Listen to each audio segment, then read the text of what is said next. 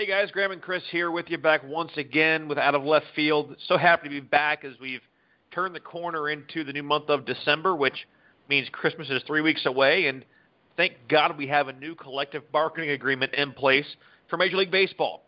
Big changes there, some things big, some things not so big, kind of the same way it's been on the show. So let's touch base on that real quick before we get into all the happenings in Major League Baseball. I want to thank you guys for the great reception that we've gotten so far this week on the new YouTube channel. If you don't know about it, we told you guys on the end of last week's show there were going to be some new changes, some big things coming up, and that's it. We announced it early this past week that we have developed and have opened up a new YouTube channel, the Out of Left Field YouTube channel. Just search Out of Left Field, hosted by Graham and Chris, same as you would do for our Facebook page.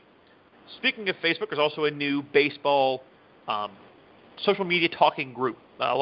We've experienced it. I know you guys have, getting in groups where you get kind of pushed out or told to not post or not talk. This is going to be an all-inclusive group as long as everything's clean and everything is fair. The Out of Left Field baseball community is something else that you can search on Facebook that we are also really excited to be launching. Chris, I know that your first video was to kind of let everyone know, A, how to get in touch with us, but also kind of what the whole idea of this is. So I want to give you some time as well, since this is kind of our thing to put names and voices to faces and a way to us to reach out, kind of let you explain real quick what the whole point of this new YouTube channel is going to be, both in the kind of short snippets and also, the big one.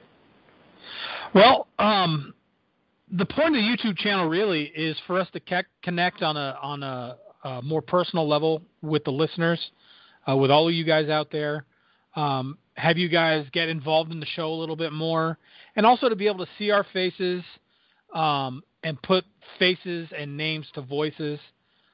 So we're going to have basically two different kinds of content for the YouTube channel. We're going to have our 3 to 5 minute reaction sort of pieces where something happens in the world of baseball, we feel like it needs to come out immediately. Instead of waiting a week for the show to come up, we make a video, let you guys know what's going on, ask for your guys' own feedback. The other thing that we're going to be doing, and this is going to be starting probably around the first of the year, is we're actually going to be recording the show and putting it up on the YouTube channel so we can incorporate things like graphics, sound effects, that sort of thing into the show. So you'll have two ways to take in Out of Left Field at that point. You can either listen to it on the podcast, or you can go ahead and go to YouTube and watch it there. And we can get your feedback on the YouTube channel, and you can go to the Facebook group, the Out of Left Field baseball community, and you can leave us feedback there. You can message the page, you can post in the community, however you guys want to get a hold of us. My video was really about letting you guys know how to interact with us, because we want to interact with you. And guys, so far we've already gotten some good stuff off the videos that we've done, and our first main baseball video happened to be about the new Major League Baseball CBA. We touched on this last week, that we were concerned, me a little bit more, less I think than you were, Chris, and obviously I don't think either of us really thought that it was looming, but there was a concern in the back of our mind that as big a postseason as baseball had, as you mentioned, the attention that they garnered, a lot of the new fans who witnessed one of the best, at least Game 7s that we've seen in decades. You don't want to turn around from that and have, a labor disagreement. So came out that there was a ton of behind-the-scenes work, late negotiations. Some rumors were 24 hours straight without sleep, just trying to get things hammered out, ironed out, get a mainstay in place and iron out the wrinkles later. And it comes out about 2 days before the end of the month that a new CBA is in place. And there were some big things, some small things, some things that we talked about on the show about 3 months ago. So let's get into it, man. Let's put the ball in play and touch on really what has been the biggest league-wide news, which is this CBA. Yeah, the CBA is finally done. We're not going to have a lockout. We're not going to have a strike. Like you said, neither of us really too worried about it. We both assumed, as has been the case with the previous CBAs, that this is something that was going to get done. But some changes were made.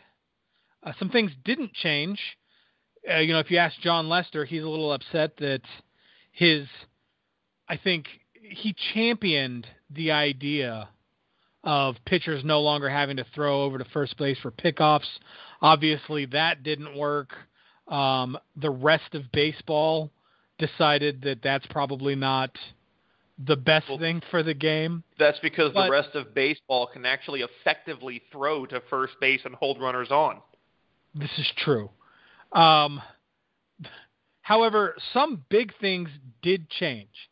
And I think the biggest thing that changed, aside from the All-Star game, which we're going to get into, I think the biggest thing that changed as far as teams and players are concerned is it's draft probably the pick biggest thing, but it's probably the thing that people either don't understand the significance of as much, I think.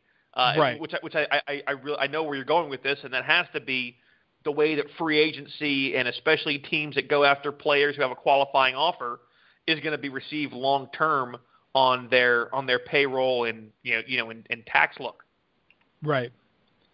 Right, because draft pick compensation is going to be changing. So let's give you an idea of how it changed. The old rule states that if a team gives a player a qualifying offer and that player refuses or rejects the qualifying offer and then accepts a qualifying offer from another team, which, to put this in perspective, would be like Edwin Encarnacion of the Jays or Mark Trumbo, who we've discussed of the Orioles. Both have been tendered qualifying offers by their respective teams, and it's pretty clear that Encarnacion is strongly considering declining it and going elsewhere. Right. And under the old rule, if that had happened, then the team that did pick that player up would have to give the team that they got them from a first and second round draft pick. A draft pick between the first and second round. So a late first round, early second round draft pick is what that team is going to get from the team whose qualifying offer was rejected under the old rule. Now, under the new rule, although they're still working on it a little bit, if a team loses a player who signs a contract worth more than $50 million, then they will get compensation, but this is not compensatory drafts. The teams that have exceeded the luxury tax and signed a team's player who received a qualifying offer will then surrender second and fifth round picks plus $1 million in international pool money. But if a team hasn't exceeded that luxury tax threshold and it signs a player whose team has given them a qualifying offer, it will simply surrender a third round pick. This is a huge deal, especially for teams like Seattle, who can now pick up big name free agents without having to hurt themselves when it comes to the baseball draft later in the year.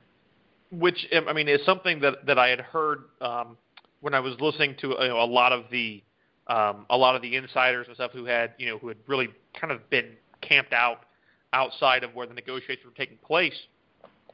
The big thing with draft picks is that more often than not, a player drafted in the top 40 is normally who you're going to see making a long-term impact in the big leagues.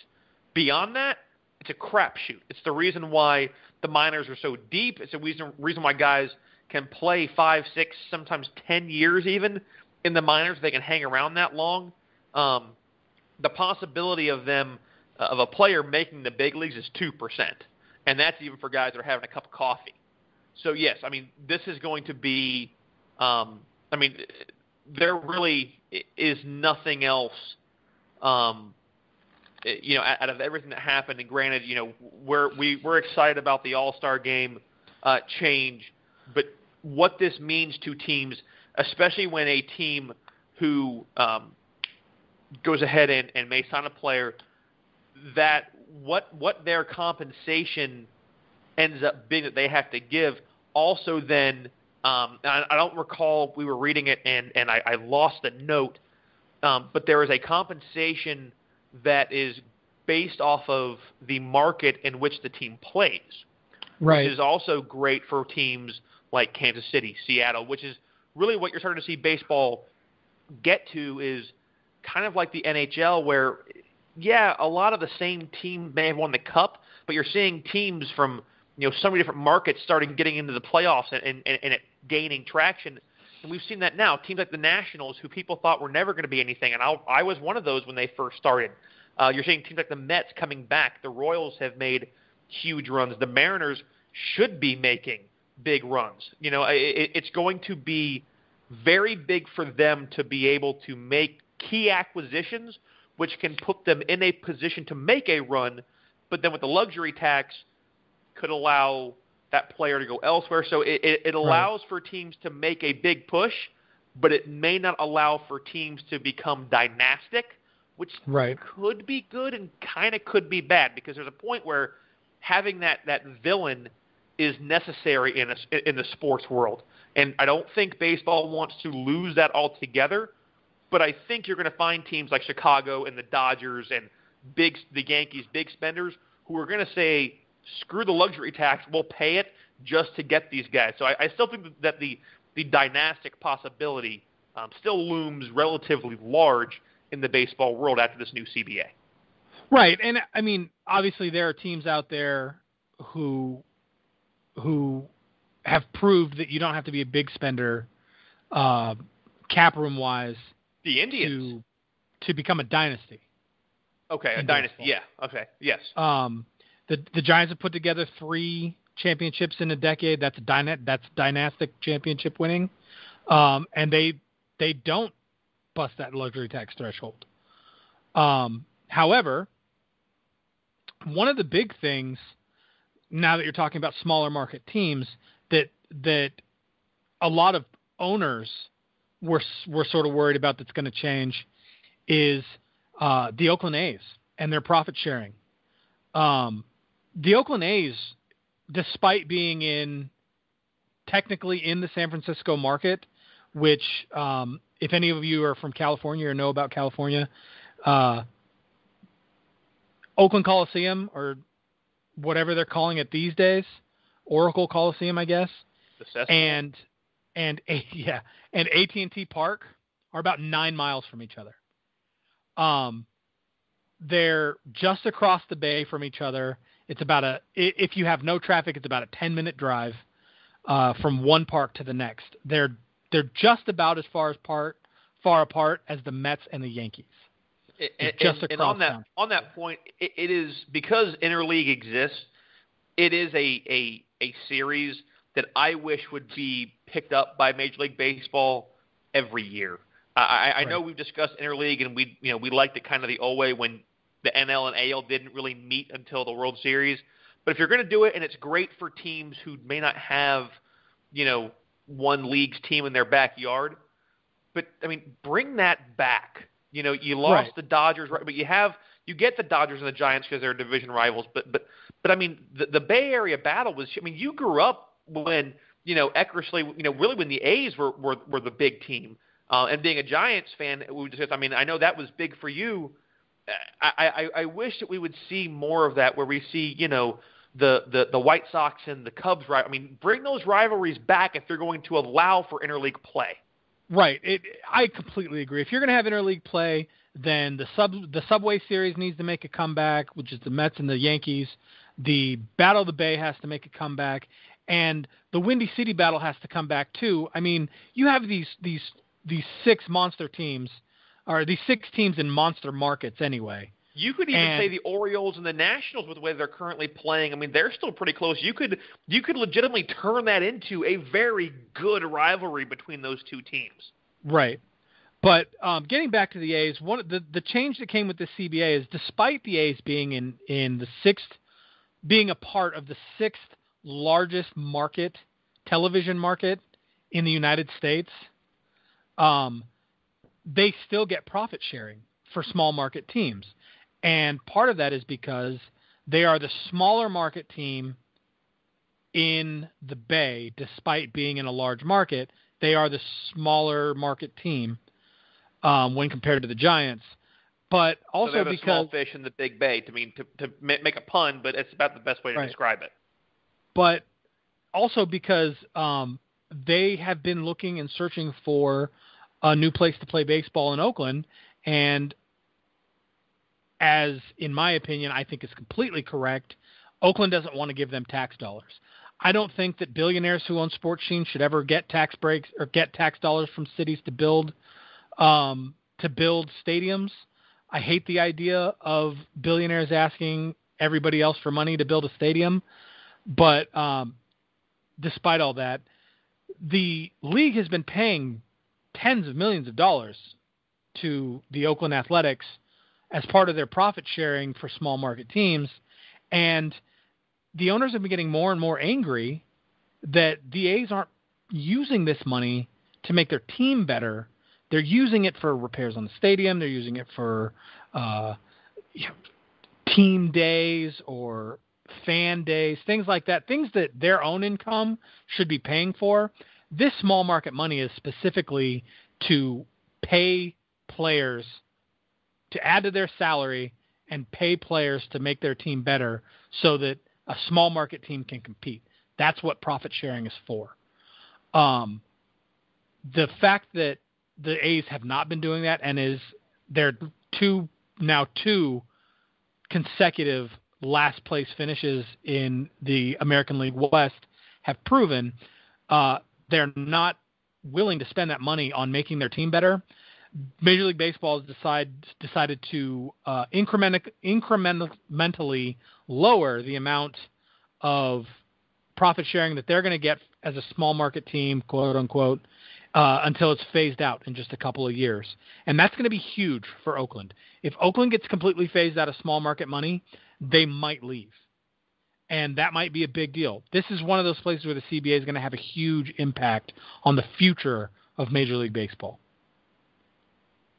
And I think, there has already been talk of them obviously trying to leave Oakland because of, because of the stadium situation.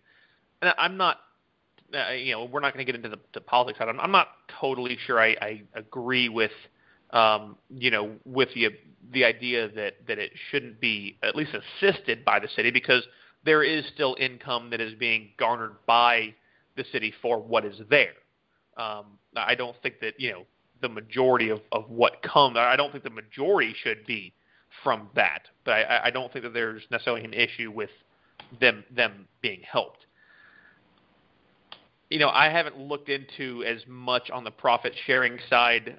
I really had dug deep into free agency just because of I think it's something that it's going to be in effect every year. What I hope happens, at least on the point that you made, is that teams like Oakland, teams that are in those medium markets, they need, if they're having that much issue with the stadium, then they need assistance. There were plenty of stories about the plumbing backing up into the dugout. It was bad. But we've seen them even 2 years ago make big runs. They have the ability to make runs. So I think if they can get the backing for the stadium, I think that they still have a chance to contend, because, to be honest, the AOS is, I think right now, probably one of the weakest divisions. The Mariners should be getting better, and we'll get into that coming up in a couple of weeks when we flip over to the West Coast. But let's get into the big thing as we kind of get ready to move ourselves out of the CBA. But the one thing that we brought up everyone's had their own opinion on, is the AllStar game. And starting next year, the Major League Baseball All-Star Game is going to be like any other All-Star Game. It's going to be, once again, an exhibition. And to even make it better, Major League Baseball has said that home field advantage will not be alternated like it used to be. It will go to the winner of the league pennant who has the better record, which is what we have been yelling and banging our fists on tables about since the show began. It's one of the things that we went ahead and got on the YouTube video and put it out there and asked for your guys' opinions, and we got some good stuff back. Chris, before we start kind of getting into some of our fan response, you and I honestly didn't get a chance to talk much this week. I know what your feeling is, but tell me kind of where you're at in seeing, that okay, what we wanted is here. Is there any concern? Because I've heard this, and I'll kind of preface the question by that. When I tweeted the question out on our Twitter page, which is at @OOLeftField, we had @FireEyeUmpire respond when I asked him to give us their thoughts on the new MLB CBA change. He said he liked the All-Star game determining home field for the World Series. It gave more purpose to the outcome of the game. He went on to say it might get worse with not much on the line, and he went ahead and and kind of caveated the NFL Pro Bowl and the NBA as games that are unwatchable. Now, I get his point, but I disagree just because this is not a bunch of guys facing a bunch of guys. It's still pretty much mano-a-mano. It's pitcher against batter until the ball gets put into play.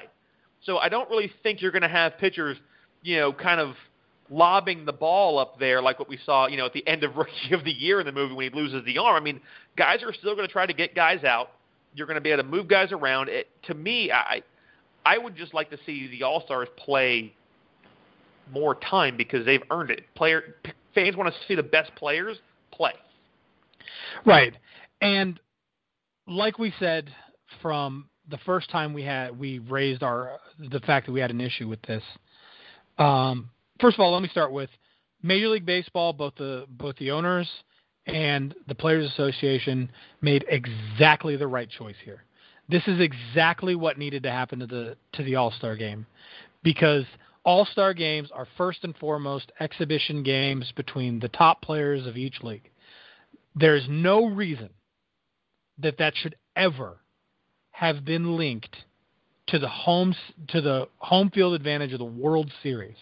That's champion. You're not putting championship play on the line based on what players from all 30 teams did, not just what players from those two teams did.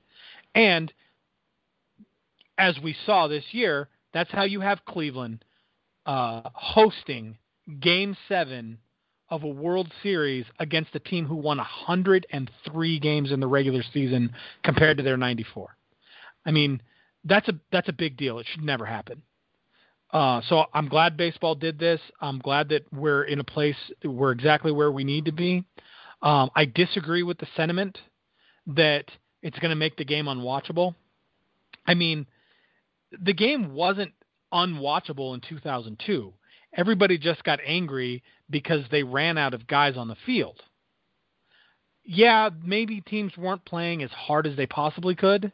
Maybe this wasn't postseason ball play, but the All-Star game was still basically regular season play. You still had guys coming to bat, facing pitchers who were throwing the ball hard, trying to strike guys out in the 2 innings that they had to work. And I think that that's what you're going to get here. You add into that the fact that now every player on the team on the winning team is going to get $20,000 in their pocket. It doesn't sound like a whole lot for a baseball player who's making $7 or $8 million that year, but $20,000 is still a nice chunk of change, especially for one exhibition game. The winner of that team is still going to get that bonus. The previous bonus, in case anybody was wondering, was $0. So the players are still going to get are now going to get the bonus.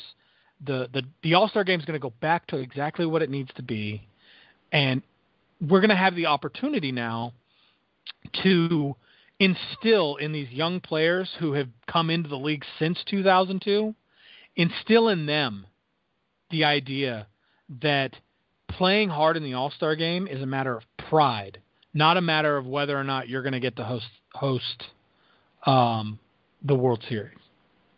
And you make mention of of the new payout, which is an idea actually that you had that I was a little resistant to it at first, but in thinking about it, and my numbers are obviously very, very rough here, but the NFL, okay, and let's be honest, we can all. I'll watch the Pro Bowl just because it's fun to watch guys goof around. I mean, it's like playing 7-on-7, and you just get to see great plays because guys are having fun.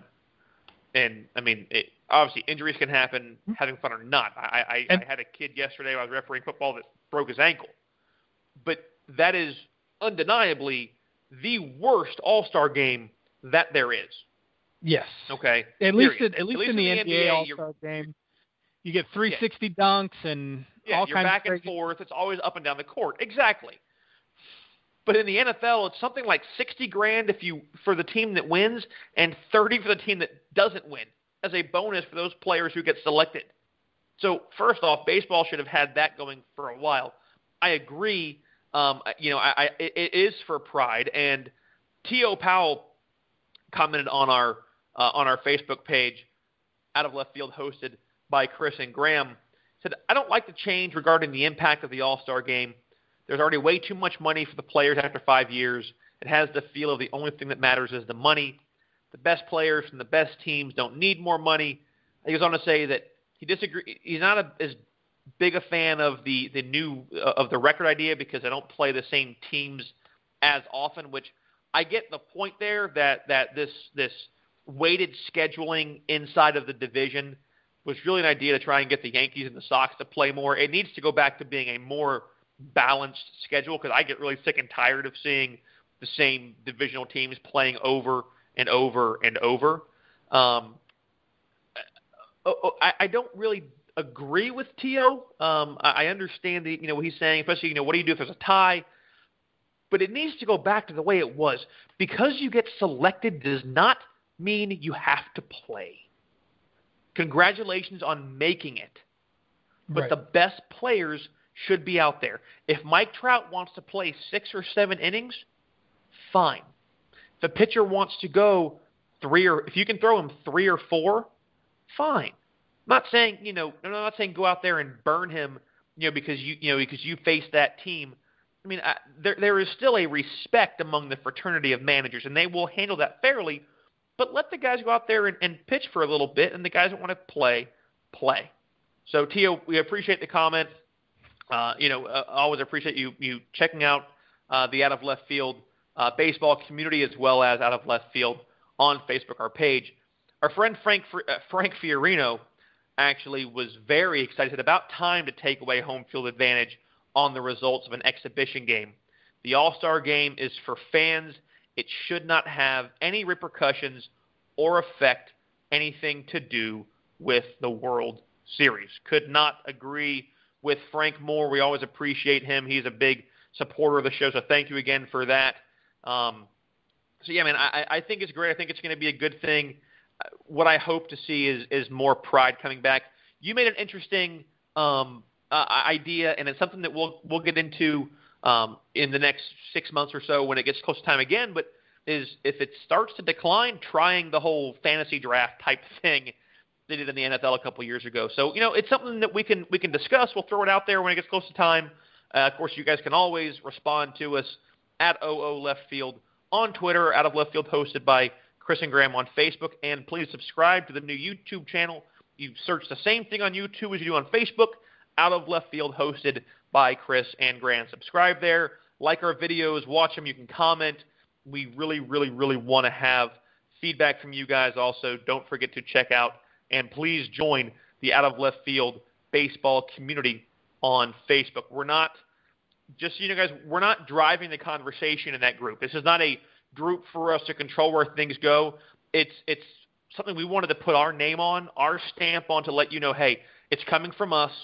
We will take care of people that get out of line and start acting inappropriately, but we want you guys to enjoy the game. The game is a great game. It's been America's pastime for years for a reason. We want you to be able to get in there, talk about your teams, just talk baseball with people, connect with people, and be able to enjoy the game. That being said, we move into free agency, and a lot of off-season talk has been going on. Carlos Beltran is rumored to be signing with the Astros, which I think puts them out of the Encarnacion sweepstakes. It's starting to look more like he might be heading to the Big Apple. Like they're making a pretty good run at him. I haven't heard a lot of team rumors, but it sounds like from what I have been reading that it's starting to shrink, and it's expected that he will most likely sign during the winter meetings when everyone's together, agents are there, and that's when a lot of the discussions happen. Real quick, guys, I know we didn't discuss it very much, but wanted to touch on for those our young fans that in the new CBA, smokeless tobacco will not be allowed for new players coming up in the big leagues. It's still currently allowed for players that are playing, but they can't have the tins on them on the field. Right, and just a couple other minor things. Obviously, the 25-man roster didn't change. The 40-man active roster in September did not change. The DL changes a minimum stay from 15 days to 10 days, which helps guys with, they got splinters in their fingers or whatever, but get back on the field faster. And the season's going to be 4 days longer. However, it's not going to be any games longer. And that's only because they want players to have more days off during the season to reduce injuries and whatnot. It's not going to go into November. It's going to actually start earlier. And you're probably going to see a lot more day games for teams that have long flights to follow games. Get-out games will be played earlier so that teams can get into their destinations a lot sooner. And we'll see, as we discussed a couple of months ago, that with a day-night doubleheader being actually scheduled for the first time in quite a while in Tampa this year, we'll see if that becomes a new thing. So some more stuff. We'll touch on more changes as they occur, but just excited about the new CBA in place. And obviously, as things kind of get more ironed out and more detailed, we will bring it to you. Back to free agency and the offseason. Man, do you disagree that the signing of Beltran plus grabbing Brian McCann and Josh Reddick, mind you, I think Houston is really going for broke. They're expecting Dallas Keuchel to do big things again this year. But to me, I don't see how they can afford Encarnacion, plus with the moves they've already made. It seems like they're already trying to find bats to fill the void where they were hoping he was going to fit. Yeah, I think that this move definitely puts them out of the Encarnacion conversation. Encarnacion is going to cost them too much, and I don't think that a small market team like the Astros is going to want to pay a huge 30, 40, 50% luxury tax just to sign a guy like Encarnacion for a season or two. I don't foresee that being their ultimate goal. I think that what they've done in the last couple of weeks, especially now picking up Beltran and putting him back into the roster, is really what they wanted to do as far as bats, and I think they're probably done. Especially when you look at the fact that Yoenis Cespedes, who we said was going to be a big piece, and really we've seen a couple of big pieces fall. I'm surprised before winter meetings. I really expected winter meetings to be everything heated up and a lot of the big pieces to start to fall into place, and this happened earlier. But Cespedes re-signs with the New York Mets to the tune of 4 years and $110 million, 27.5 per year. So you have to know, at least age-wise, that Encarnacion is probably going to be looking at getting a little bit more than that, and hopefully a couple extra years.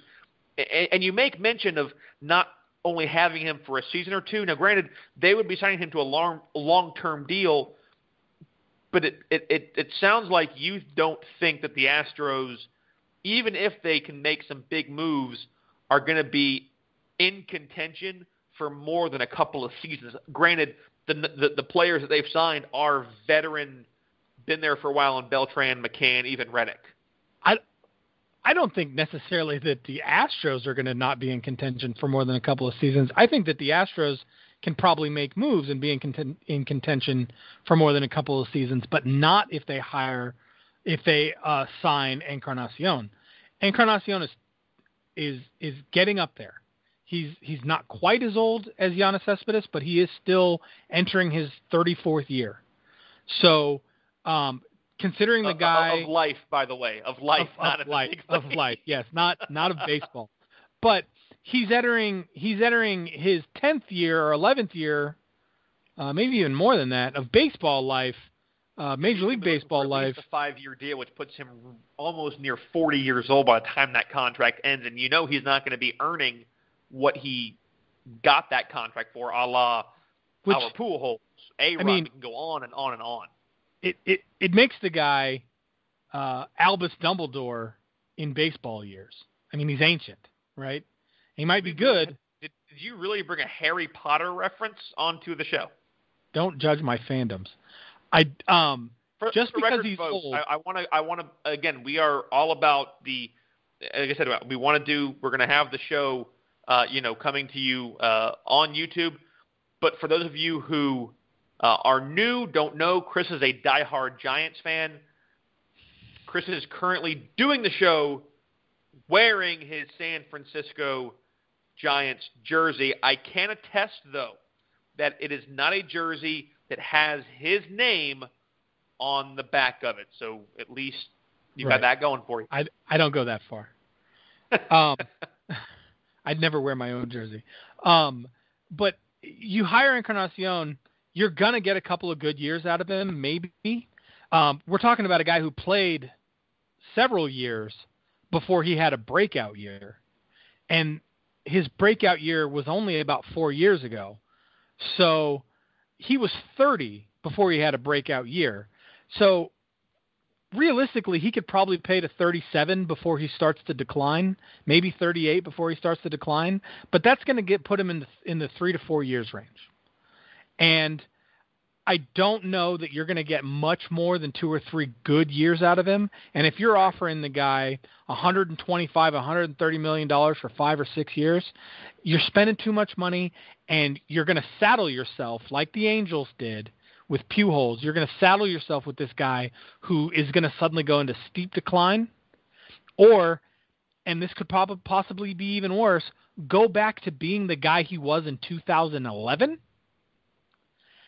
If you're going to pay him that money, and this is why I agree with you, this is why him going to the Yankees kind of makes me raise an eyebrow, is as he gets older and that power declines, being in a place like Houston with a very short porch kind of increases the longevity of that power.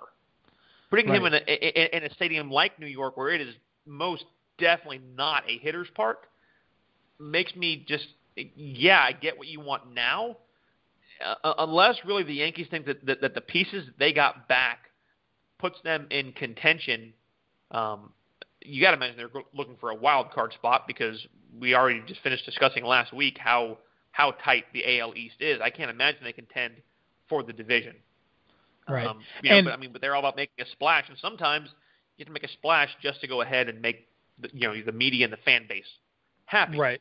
And for our listeners who might be a little bit confused about why we're getting so into Beltran right now, and we're kind of blowing Giannis Cespedes off, that's because next week we're going to discuss the Mets.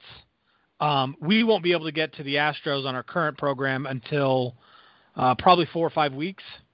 So since it's going to be a while before we can get to the Astros, we're discussing this Beltran this Beltran deal because it's a big deal. Yes, Giannis Cespedes staying with the Mets is a huge deal, and we are going to break all of that down next week on Out of Left Field. But for right now, we're going to stick to Beltran before we get into the Nationals and the Braves. Right. And the big thing is, you mentioned the Nationals, kind of takes us in, is that there has been a huge rumor going around that Andrew McCutchen is on the trading block, and that the Nationals have been really trying to make a hard push to go and get him. And they're looking to really shore up that outfield.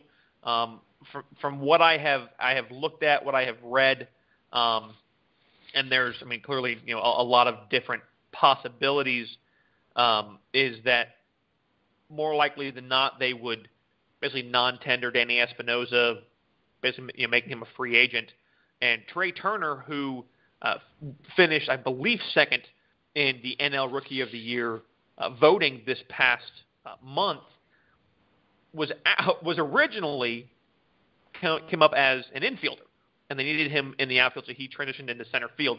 They would move him back into a middle infield role, either at short or second, which would free up center field for McCutchen to really run that outfield with Worth and Harper.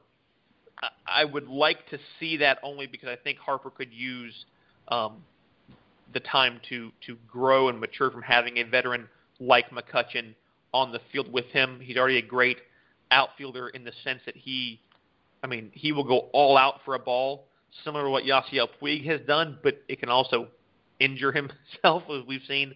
And I think it gives him a chance to really learn his craft even more so as he's a young player, really finding that veteran time. He just needs to learn that leadership, and McCutchen would bring that undeniably to the Nationals. Right, and the big question with Andrew McCutchen, though, at this point, is which Andrew McCutchen are you going to get?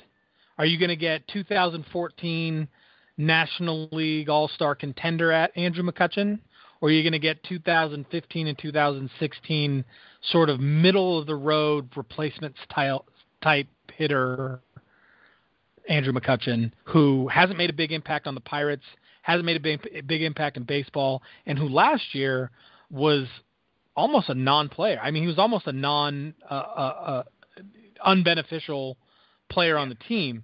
I get what you're saying. Yeah, I mean, really, his numbers. Even his play defensively was not even close to what we have come to expect from him. And I mean, the difficulty there is that he is the face of that franchise, and that's not a negative on him. Granted, it could be the whole Samson thing. He cut the dreads off, and now maybe he's kind of becoming mortal again. But I think also that there aren't a lot of pieces in that organization. They're always close to being a contender. You feel almost like they're the Orioles of the Central, and the fact that they get a piece here and there, but maybe they're missing what they need to kind of crest that hill. But then again, you're also facing the Cardinals and now the Cubs, in that division. So I mean, I think that they realize that the window that they had is most likely a sliver, if even open at all anymore. And the Nationals, see a way to get themselves over that hump.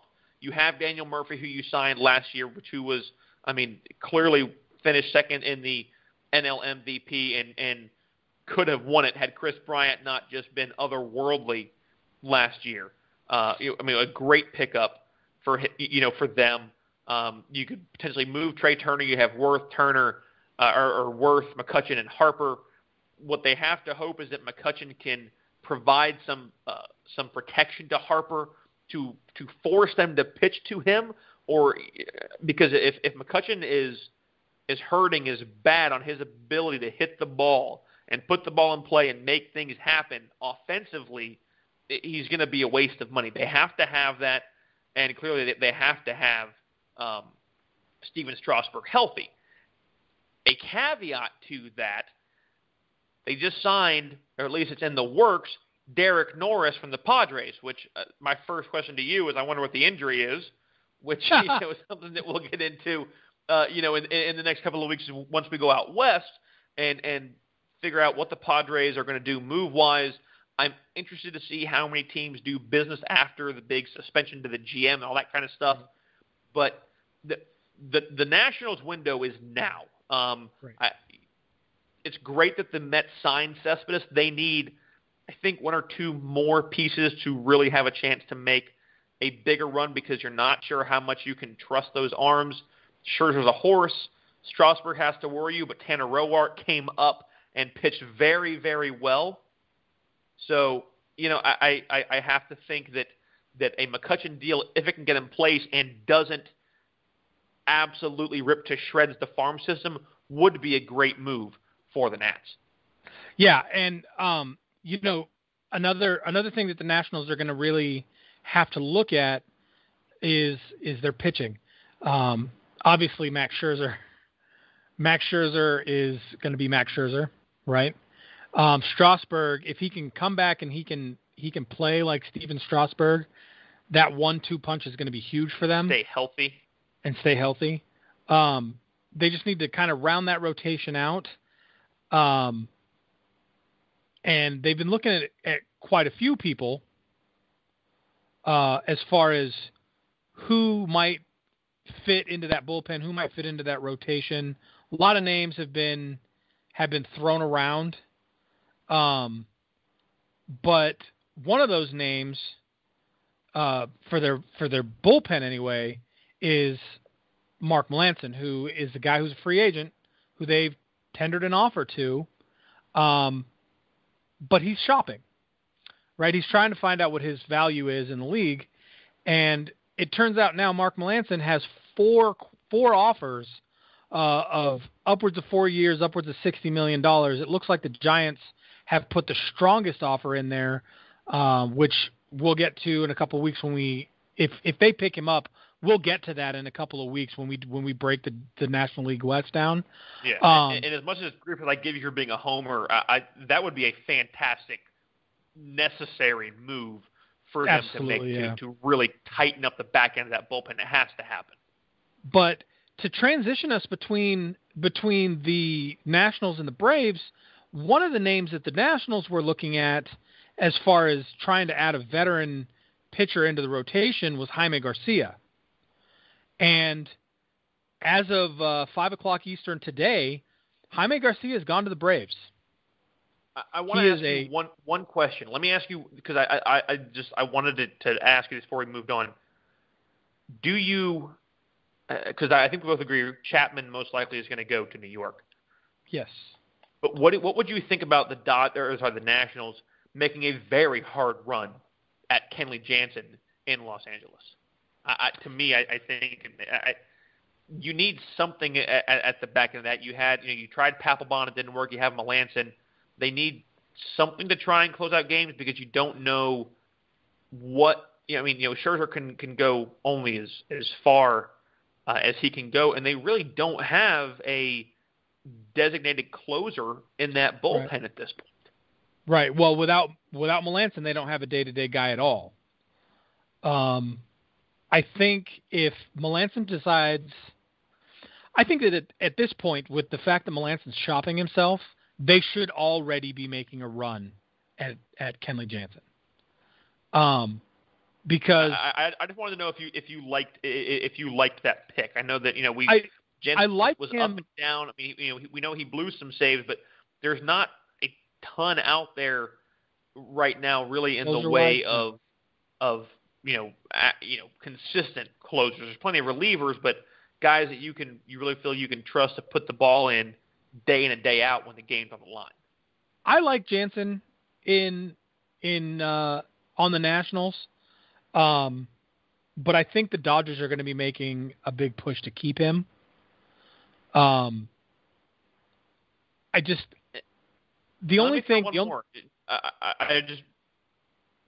about them going back out? I mean, Drew Storen pitched very well for them before they brought in Papelbon and really kind of not screwed things up, but changed the dynamic of. Do you think? And I don't know how spurned Storen feels, but he pitched well. He's been in that organization. He knows the bullpen. He knows the coaching staff. Wouldn't be the worst thing in the world to go out and get him.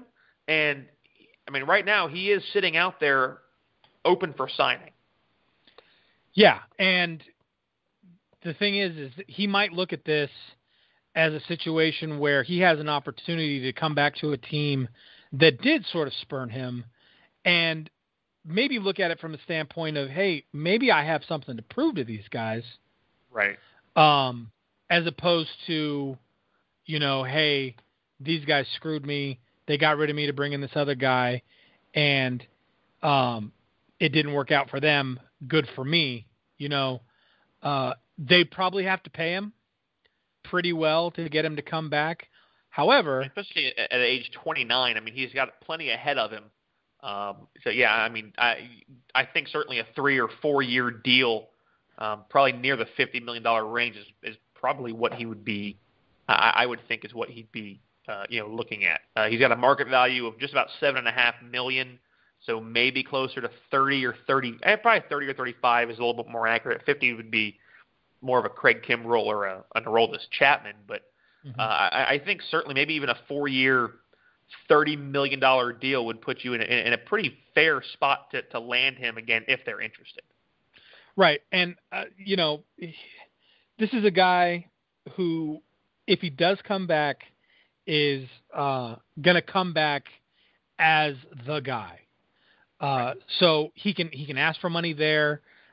He's gonna get a little bit more respect there, and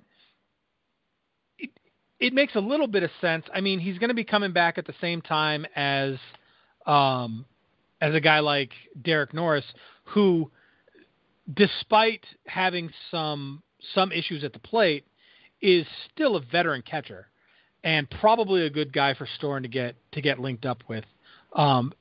They're both Nationals guys. Norris was drafted by the Nationals, played most of his minor league ball with the Nationals until he went to the A's minor league system, started playing for Sacramento. But these are both guys who now have several years in the majors under their belts, who will probably work well together. So I think we know how good Wilson Ramos was for that Nationals team last year. I mean, really up until the AllStar break, and really aside from the name, could have beat out Buster Posey.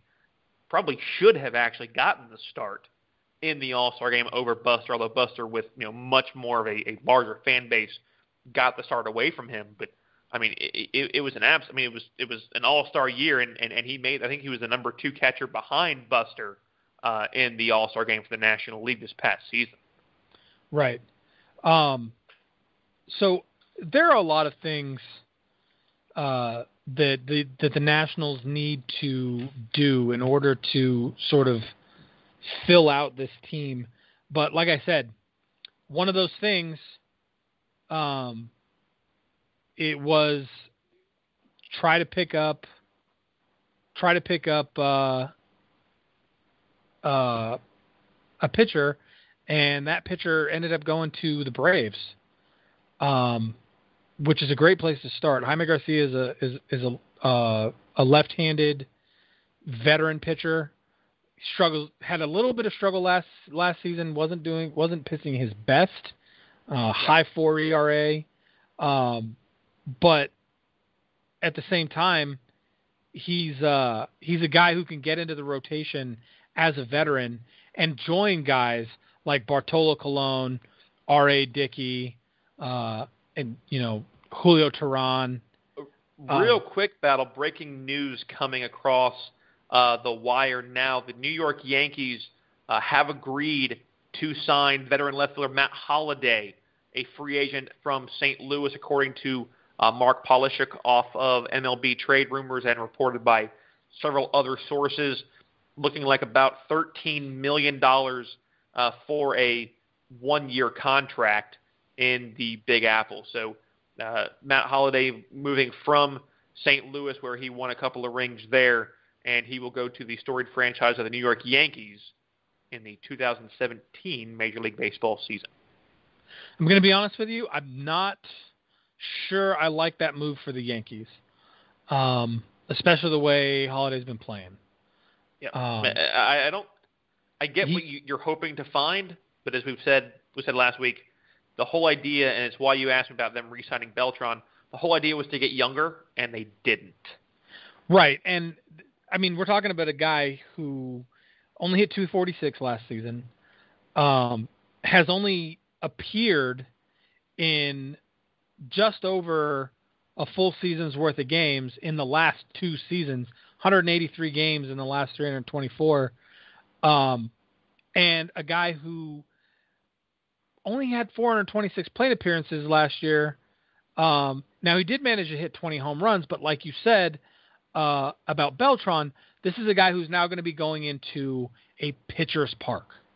So that power is going to show a little bit of a decrease.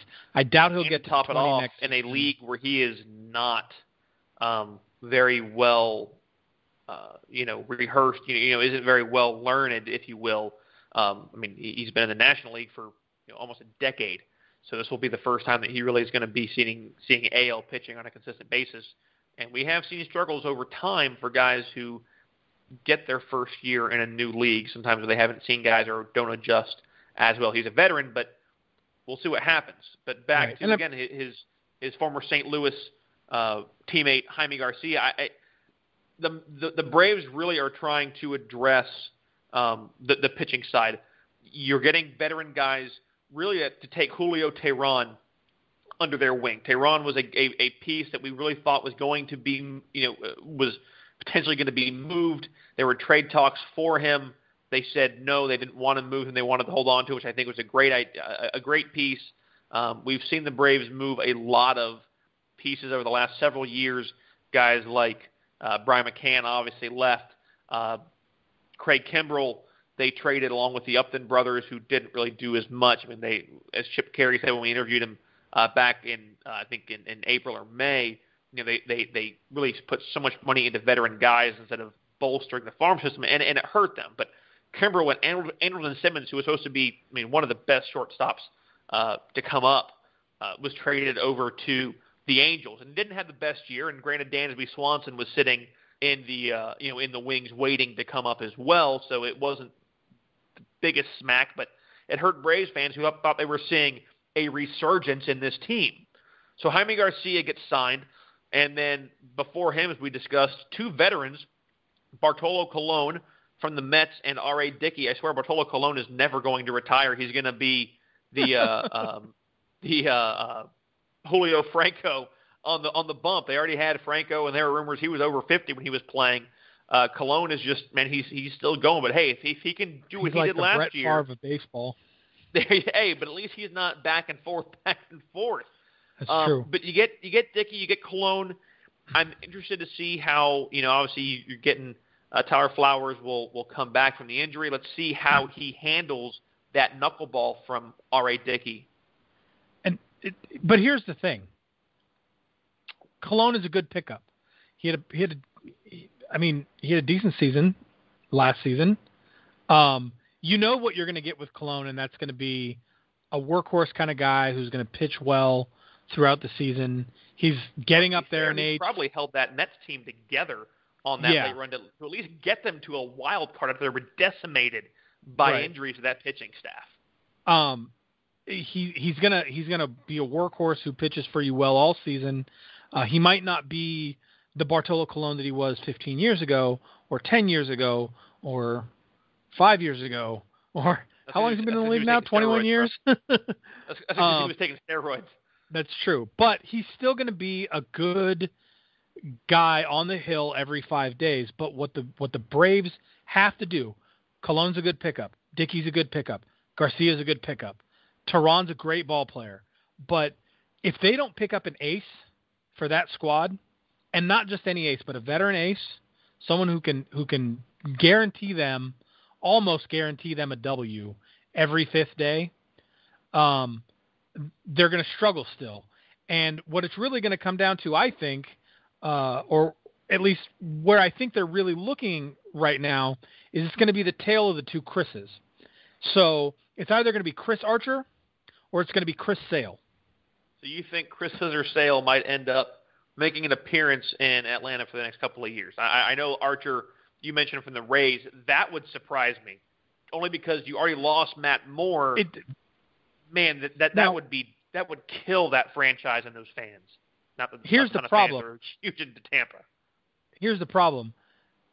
Both of those aces are expensive, and maybe too much money for the Braves. So I'm not calling that they're gonna pick one of those guys up. That they would have to move.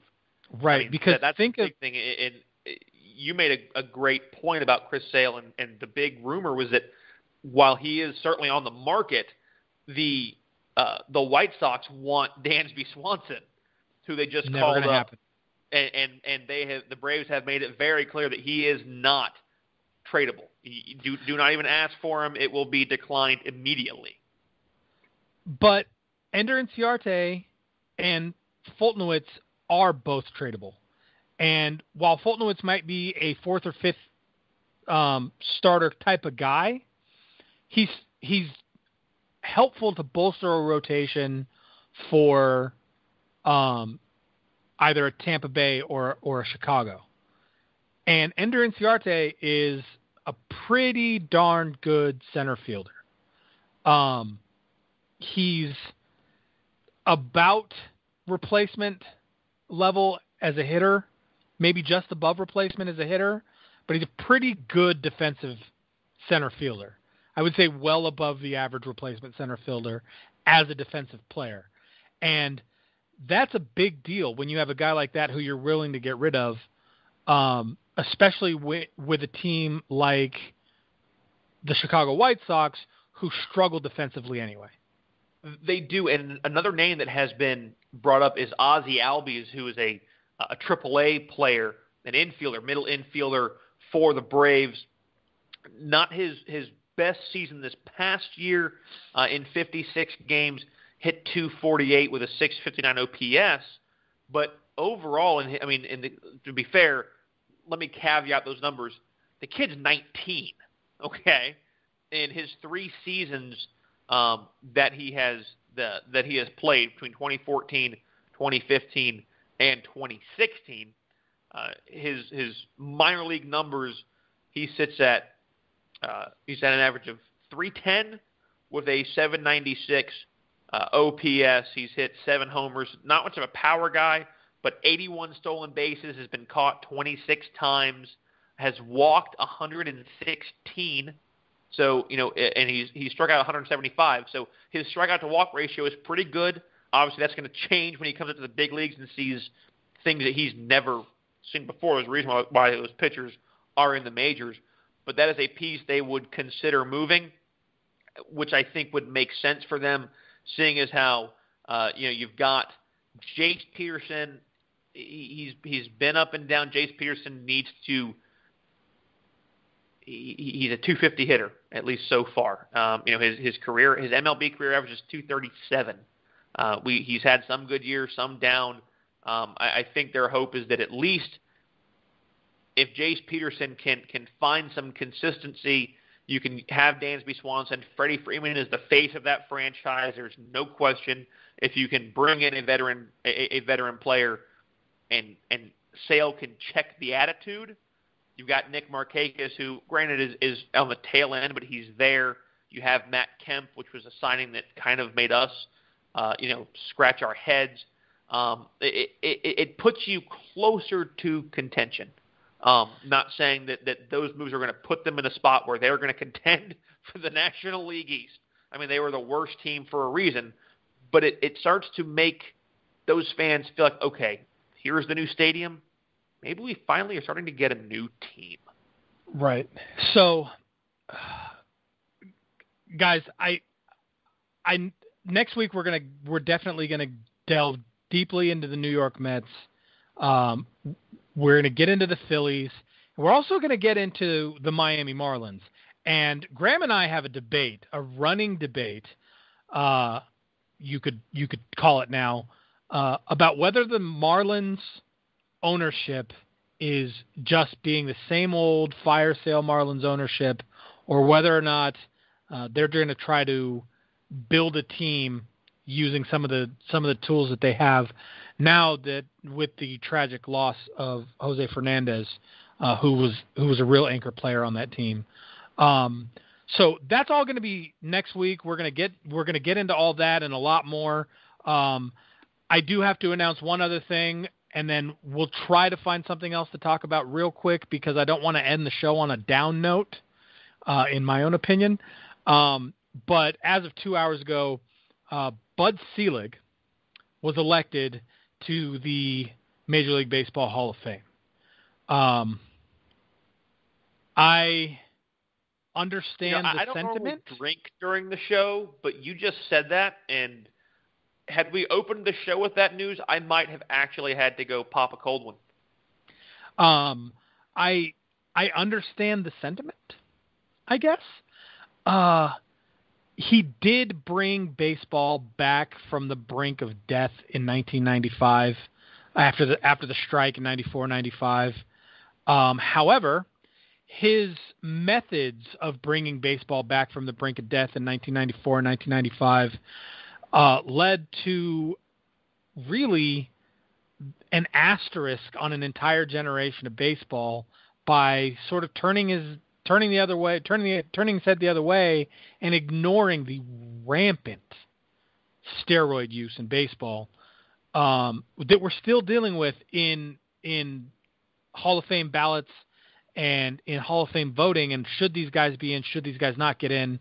You and I have had that argument. I don't think that anybody tainted by that, on that list of people who were tainted by that steroid accusation or who have been proven that they've taken steroids in their past should get into the Hall of Fame, unless their provable non-steroid play supports that. There are very few guys like that. I personally don't think Barry Bonds is one, even though that's one that always gets thrown out there. But I think that Bud Selig's way of doing business, that while it did help Major League Baseball, also hurt Major League Baseball very badly. And in 2002, when he made the decision to link the All-Star game to the World Series, that's just another piece of evidence to show you that he made knee-jerk decisions that weren't necessarily in baseball's best interest. Well, to me, and my dad hates saying this, and I'm sure I'm going to get a nasty email why he apparently likes you more than me now. I have been against the whole idea of steroid users getting into the Hall of Fame, but at some point, where are you going to keep, if it was a side of things that was allowed by the commissioner's office, then at some point, look, and I've said it, there needs to be, in my opinion, we'll get into this, in a different time, but sure, you can have just a basic statement of this player played between 1990 and 2003.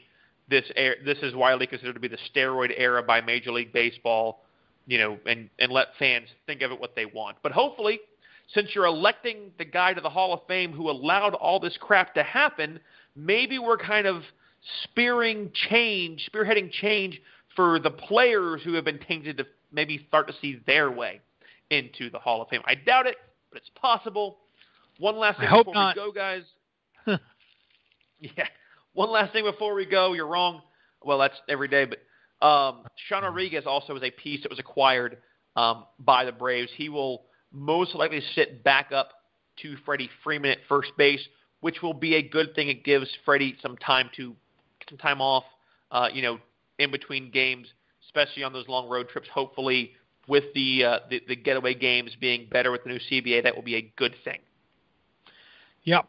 So listen, guys, here's the deal. Next week, we're going to go in. We're going to, like I said, we're going to finish out the National League East. We're going to find whatever stories happen to come up in the next week, which with winter meetings looming, lots of things are going to happen. So look forward to that. Look forward to the NL East, and look forward to any other stories that we find that come straight out of left field.